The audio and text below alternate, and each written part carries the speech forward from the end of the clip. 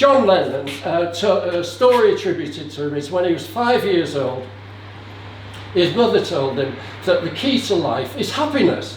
When he went to school, they said, what do you want to be when you grow up? He wrote down, happy. The teacher said he hadn't understood the assignment. John Lennon said, and you haven't understood life. The reason I'm doing these 70 shows in my 70th year and 70 runs in my 70th year is to raise money for, and a number of people are there watching, for excluded UK boost grants. And that's to create small grants to help people actually get restarted in their enterprises. So if you buy a copy of the book, you can get it on Kindle as well, then make sure, I make sure that all my royalties goes to the excluded UK boost grants. And you can go on my website and you can decide to donate directly to Excluded UK if you want, or to Macmillan Cancer Support if that prefer. That's why I'm doing it. That's like one of those really annoying YouTube ads, isn't it? And now, I know the majority of you all are happypreneurs. Are you a happypreneur? Yes. Happypreneur. Everybody's a happypreneur here. I can't see the rest of you, but everybody's a happypreneur here. But if you're not happy 8 hours out of every 10 hours of every working day, you're not a happypreneur, right? And everybody can be more happypreneur, and by the end of the show, you will be more happypreneur. And if you are just thinking, well, I couldn't be any happier, really, then you can actually think of somebody that you could help become a happypreneur, and by the end of the show, you'll have learned how to help them be a happypreneur. Does that sound like a deal? So the happypreneurship game is quite simple. Basically, I will tell my riches to rags story, and we will stumble through different mountains on a mountain range. So if you can imagine like the Rockies, like 3,000 miles over there, like, and we're going from New Mexico over here to over there, somewhere in Canada, in it, North Carolina. Anyway, and basically we might stop off along the way in Montana, North Dakota, because I've got a Sioux Indian chief friend of mine there. Sometimes I stop off there because he taught me the secret of a successful rain dance. What is it? First question for you. What is the secret of a successful rain dance? Timing. Timing, yeah. Anyway, so basically, so we will go from one end of the Rockies to the other end of the Rockies, and in a few minutes I will be going to, or no, a few minutes, about 20 minutes time, when we continue with the game, I will be going to the first mountain, which is the Growing Up Mountain. By the way, do you like how I'm dressed? This is what they all wore in the 1970s. Ask your grandparents, you. Yeah, isn't it? So anyway, I hope you like it. So now I'm going to explain in the first half of the show what happypreneurship is, how you can be a happypreneur, how you can be more happypreneur, and then you will see the key decisions. And I'll give you a that's a terrible word to pronounce, isn't it? You know, that M-N-E-N-O-N-I, yeah, that word, I'm going to give you one of them. And basically, that'll help you. It'll help you a lot. Help me a lot as well. and basically, so by the time you get to me stumbling through the mountains, because as Charles Cracknell would know, who's a fellow dyspraxic, although it says on the front of the book, a guide for enterprising people, my daughter actually says, I wouldn't let you guide anybody. In fact, if you could find your way home, we'd have to stop putting address labels at the back of your coat. And so basically I get lost everywhere. So I stumble around these mountains, and I eventually get to the end, which of course is the Happypreneurship Mountain. And what you've got to guess for 3-point questions, so there's 4 questions, 3 points each, the rules are complicated, you will then actually be able to say what was the key value that made me make the decision that allowed me to go to the next mountain and become even more happypreneur. Because I've lived a continually happy life right through my life, but I have taken some key decisions in my riches to rags story that allowed me to actually become more happypreneur. And I've spent 12 years at the max, the absolute max of happypreneurship. By the way, the hat shows how long I've been campaigning for the government not to contract with, buy from, fund, license any organisation or furlough any organisation that does not pay all its bills within 30 days. That would get 28 billion cash flow going through the economy, and all us micro business owners would be able to have a Christmas meal. So there we go. Anyway, but that is very important. That John Lennon, a story attributed to him is when he was 5 years old, his mother told him that the key to life is happiness. When he went to school, they said, "What do you want to be when you grow up?" He wrote down, "happy." The teacher said he hadn't understood the assignment. John Lennon said, "And you haven't understood life." Basically, what that is saying is that people define us on what we do to earn money. How many of you need to earn a living? Most of us actually have to earn a living for many years. Happypreneurs never retire either. So Sir Jim Ratcliffe, for example, who's a schoolmate of mine, exactly the same age as me, worth 19 billion, doesn't retire, etc., because he's loving what he's doing, and he does it very, very well. All of us happypreneurs are actually defined by doing something that we love and do well, but the establishments and lots of other people seem to define us by status and wealth and various things. Well, this is for us that are actually quite happy to make ends meet. And the good news for government and all those people interested in growth businesses is 6% of us happypreneurs will become the growth businesses that the government wants anyway, if they just let us grow organically without coming up with all these schemes and initiatives and investors mucking around with our businesses. So basically, John Lennon got it absolutely right. The purpose of actually a working life, which is a third of your life, is actually to be happy at it. Do something. First value is really important. Simon mentioned one before, which is that we all do it to control our own destiny. Absolutely, absolutely. 70% of working adults are under stress at work. What does stress cause? It causes anxiety, it causes depression, various things. The top reason people actually start and run their own business is to control their own destiny. So that's number one. But you've got to actually love what you're doing and do something that you can do well. Now basically, the happypreneur came about because I'd always wanted to be a poet and philosopher. I thought it would make me popular with women. It didn't work. But I wanted my own philosophy, and on page 200 of this wonderful book that you'll all be buying, because the proceeds go to excluded UK boost grants. So at page 200, it starts my philosophy of happypreneurship. And basically, we'd written the book over 2 years because we wanted to update Small is Beautiful by E.F. Schumacher. Look at the value of the Happypreneur in comparison with that little squiggly book. Anyway, but basically, E.F. Schumacher's Small is Beautiful actually predicted everything that's happened. So it came out in 1973, and it actually said that exploitation by large investor-backed companies, unlimited growth, is wrong because there's natural resources in the world are limited, and these companies never say enough. And therefore, unlike us that actually help our communities, our friends, our families, are all about equality, diversity and inclusiveness, these large companies are simply interested in return for shareholders.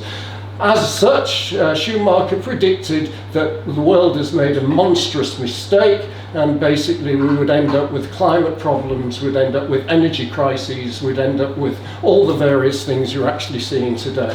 And of course he was feted for a while, and it was one of the most successful books in the world, but not a lot happened from it.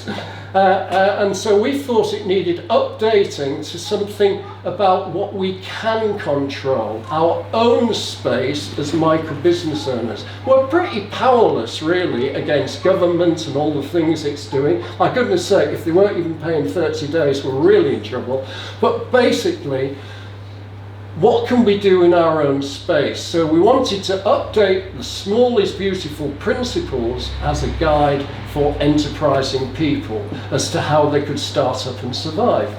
And one of the things that's tremendously important is that if we take the difference between an entrepreneur, as the Americans talk about, and now unfortunately we talk about it in the UK, whose aim is about pitch decks and funding and scale-ups and exit strategies, against us, who are interested in actually making ends meet, having a comfortable life, spending time with friends and family, enjoying ourselves, enjoying our work, doing these things that are useful to other people.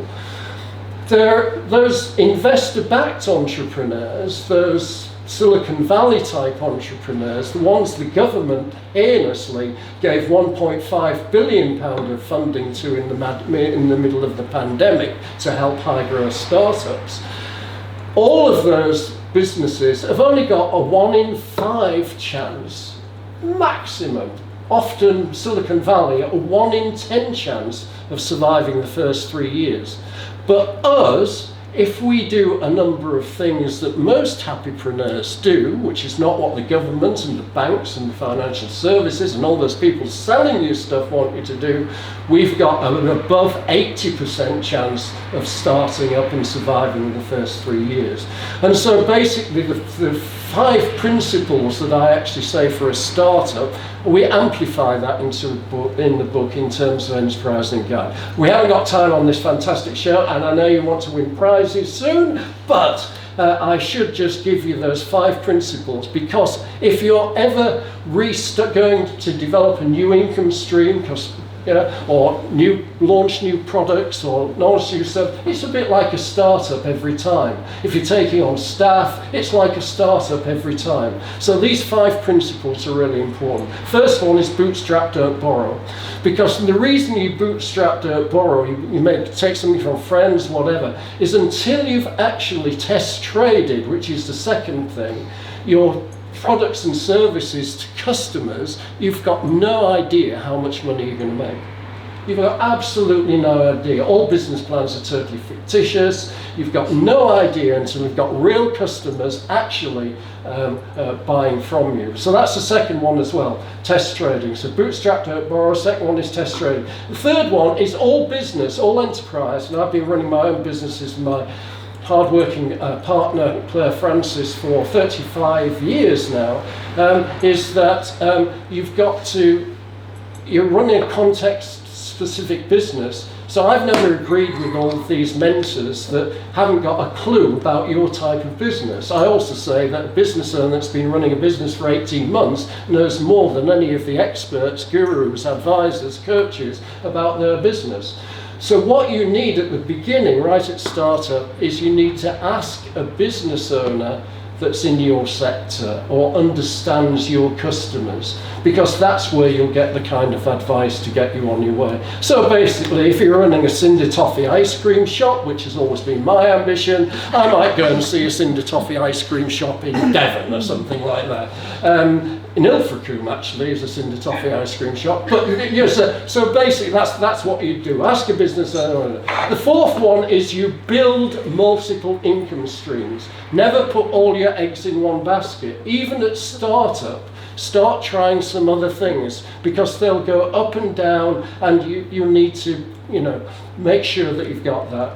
And then the fifth one is one of the values we talked about, which is ensuring that you're doing something that you love and you can do well. Because many times during our 35 years, we've tried something that we don't love doing, training, a lot of training courses we ran, for example, was something for government, was something that we didn't enjoy doing, and as a result, we didn't do them particularly well either.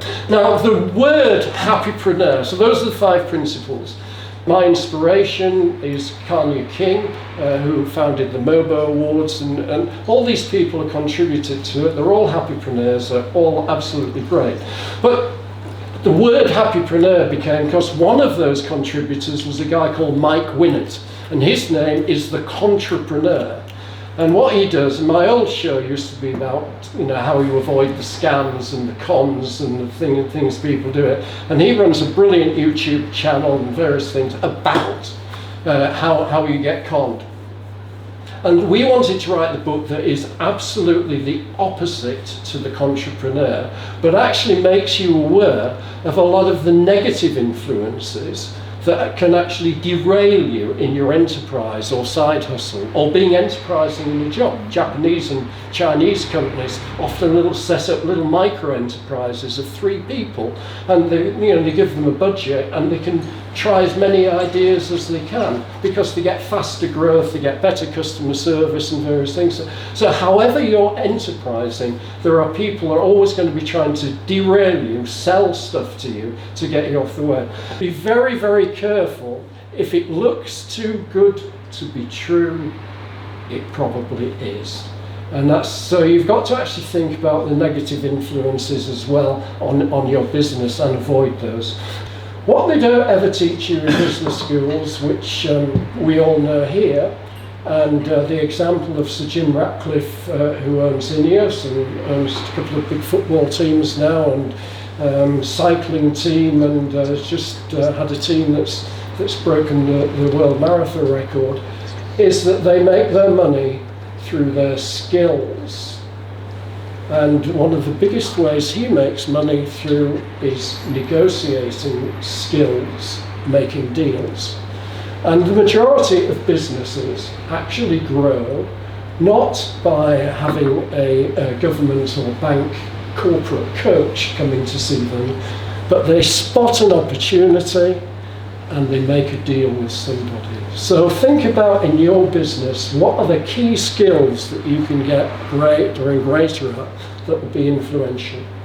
I am now on the grown-up mountain, and every question I ask from now on is worth 3 points. 3 points. And so basically, now I did say that I wanted to be a poet and philosopher, and I knew that from the age of 17. And it was confirmed to me when I saw Leonard Cohen at the Isle of Wight Festival in 1970, when I was 18. And basically, I'd fallen asleep during Jimi Hendrix. Have you heard of Jimi? Probably no. None of them have heard of Jimi Hendrix, but anyway, I fell asleep. That's who we'd come to see, by the way, at the festival. There were 600,000 of us there, and we had no big screens, and we were on that island for about 7 days. But basically, Leonard Cohen came on the stage after Joan Baez about 3 o'clock, 4 o'clock in the morning.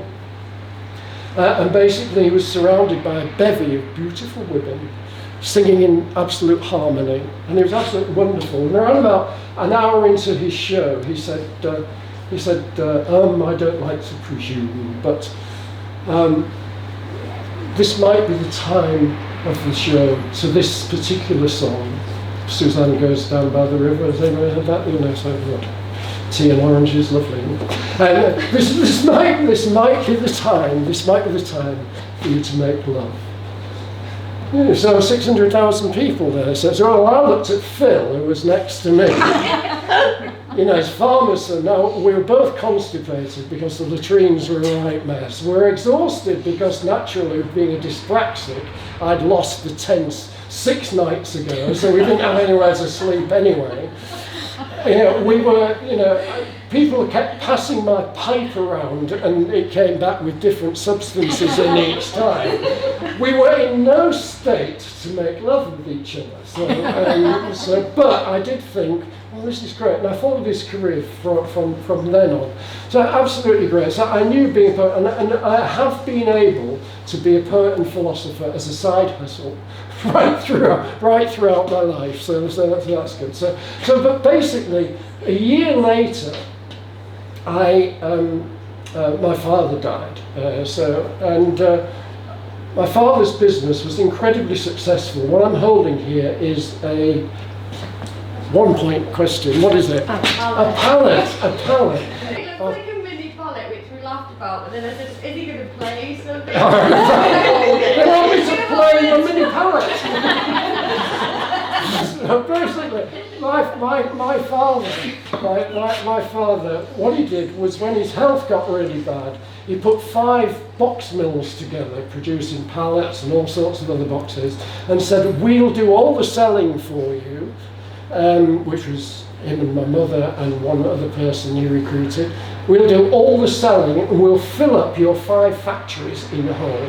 And so basically companies like Schweppes and Bachelor's Pea, all these big companies could get the volume from Hull of all of this goes. Incredibly successful business. And obviously I had to work in it from being 15. I had to pass my test, very difficult for a dyspraxic, in order to go out giving samples around the country to all of these people in my school holders. So very successful. And I had the decision to make as to whether to go to university, well, it was a polytechnic actually, to university or a polytechnic college in London to study philosophy and English literature, or to work in the family business. Question 12. Which of the values did I actually decide was more important and that I should go to London? The answer was the value, first or second one I said right at the beginning, was that do what you love and can really do well. I certainly didn't love the business at all, and neither did I think it was the kind of business that I could really do well, however long I might spend in it. And so there we go. My first philosophy lecture was a guy called Jonathan Sachs, who became chief rabbi, and basically he was Prince Charles' mentor, and absolutely wonderful bloke, world famous, and he spent a year with us, and he really spent the whole of his lifetime in philosophical terms preaching the we is more important than the I. The we is more important than the I. And I think that is a key value that I then took forward to the next mountain, which is the millionaire mindset mountain. And this is, what is this? Quick question, what is this? Venetian mask. Venetian mask, it's a Venetian mask. So basically we're now in 1985. I was in Venice with Eileen, my wife, and we'd just seen a firework display in our honour, and it was all absolutely wonderful. And I said to Eileen, in your wildest dreams, could you have ever imagined we'd be doing this? And she said, you've never been in my wildest dreams. And I then said, I'm going to resign from this job, and I'm going to start my own business. So I was paid a lot of money. I had a big car which I crashed a lot, and basically it was a wonderful lifestyle. I didn't like the leading distributors, and I didn't like the fact that there's a 95% or more churn rate in multi-level marketing, and people fake it till they make it. So they get into debt, and the debt is horrible, and so I'm very anti, I'm afraid, multi-level marketing, and some of the people were quite horrible. So basically, why did I decide to leave Amway to start my own business? 3-pointer, I'll give you a minute for that. We've got people are saying being control of your own destiny. Yeah, that's it. That's it. First, fabulous. Thanks, Simon. That's great. So we've got control of your own destiny, and that is it. And really, I've never looked back from that. So basically, I've always held, and Claire, my business partner, and I have always held very preciously. And would you believe that 90% of us happypreneurs would not want to go back into a paid job? Now, when a lot of people talk about the excluded UK people, one of the saddest things is that they've had to take paid jobs. Their pride and joy, has been lost because of that. But they are enterprising people, and that's why these little boost grants may just allow them to start up again, maybe as a side hustle or whatever, and they'll be back. They'll be back because they're all happypreneurs. Sound of Music, Climb Every Mountain, you've heard of it. What was unusual about the actor Peggy Wood that sang Climb Every Mountain? Well, in the film. They recruited musical actresses like Julie Andrews and various people for all the parts, but she couldn't hit a particular note in Climb Every Mountain, and so the rehearsal pianist Margaret Atkins, the rehearsal pianist's wife Margaret Atkins actually did it.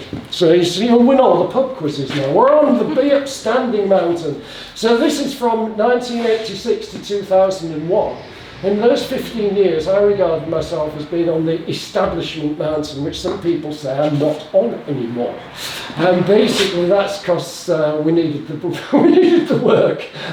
You've got to keep smiling, and you've got to. Sometimes not all your clients are absolutely wonderful. Those things. I call it Be Upstanding because I always used to go to lots of meals at things like Grosvenor House in London, all these different things. And in those days, there always used to be black tie events and various things. And somebody would say at the end of it, "Will the members please be upstanding?"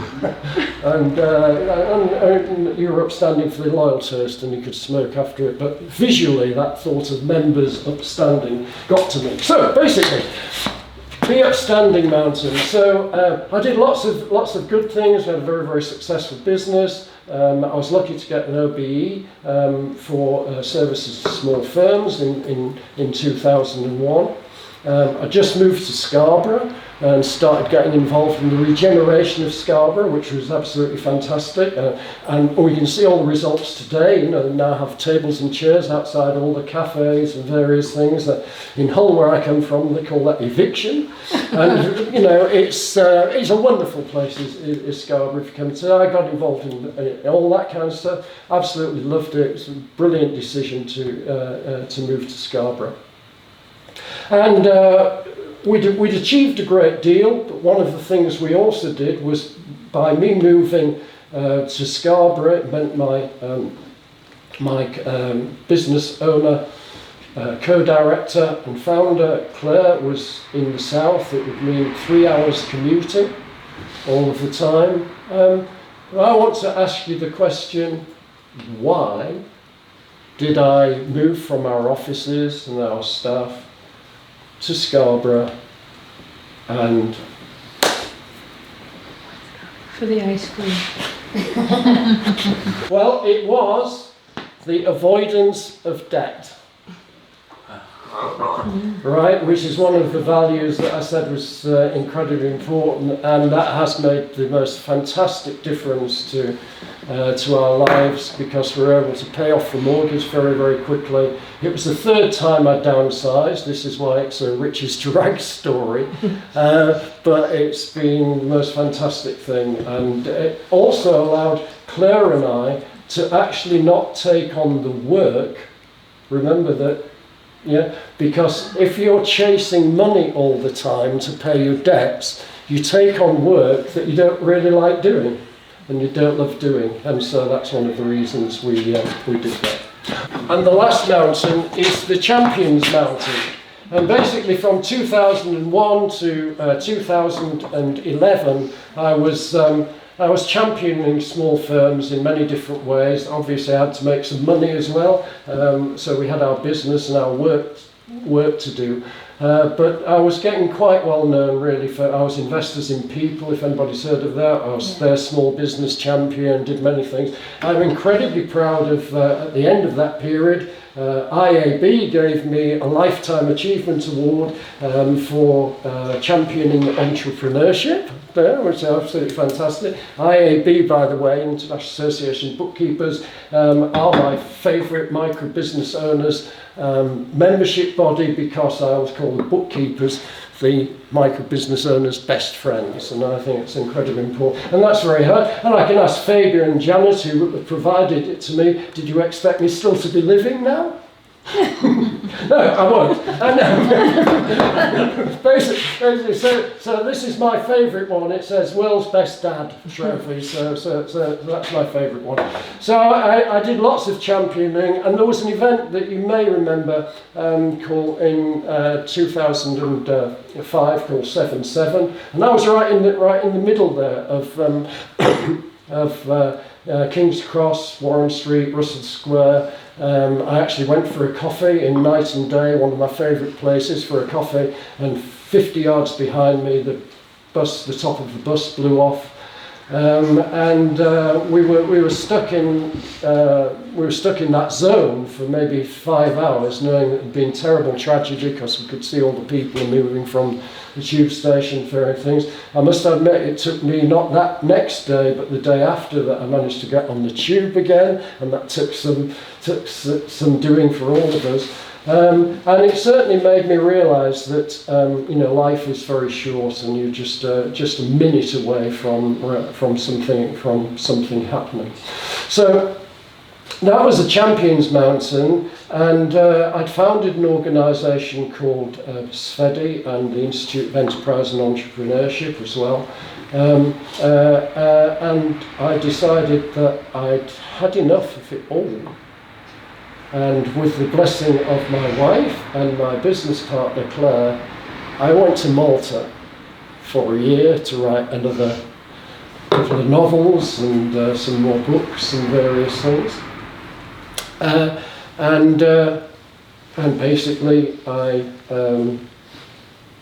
rediscovered a few things, and we came back and found the Enterprise Rockers and the Microbiz Matters movement and some of the things you might have heard about them. So my last question is, why? Why did I say I'd had enough? I wanted a year away from it all, and I wanted to come back and do something afresh. It was as simple as to be happy and be useful. And I put that value I haven't mentioned before, so it's a bit of a trick question, but I did actually think that all the stuff I was doing in government-funded bodies and for corporates and for different things, however much energy I put into it, I couldn't actually say that I was really being useful. I wasn't actually making a difference. I had done up to 2001, but we've had 20 years of discrimination against micro business owners, really, and so that's why I did it. So that's the rags to the riches to rags story. We've been on the mountains. I'm really happy now to be on the Happipreneur mountain, which is where I intend to stay. I hope I've given you a few ideas as to how you can maximize your happiness and be enterprising at the same time.